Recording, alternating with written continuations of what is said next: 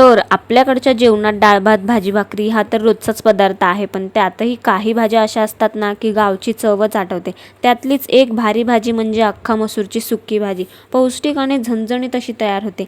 चला तर मग पाहूया ही भाजी मी काहीच पाणी न वापरता कशी करते. तर एक मोठी वाटी मी डाळ रात्रभर भिजत ठेवलेली, तिला 3-4 पाण्याने मस्त खळखळून धुवून घेतलं आणि फोडणीसाठी कढईमध्ये 2 पळी तेल घालून घेतलं. त्यामध्ये मोहरी टाकलं, जिरं टाकलं, बारीक चिरलेलं लसूण, कढीपत्ता, मिरची टाकून घेतली आणि 2 मोठ्या आकाराचे कांदे बारीक कापून घेतले, ते टाकून घेतले. थोडंसं मीठ टाकून त्याला परतवून घेतलं.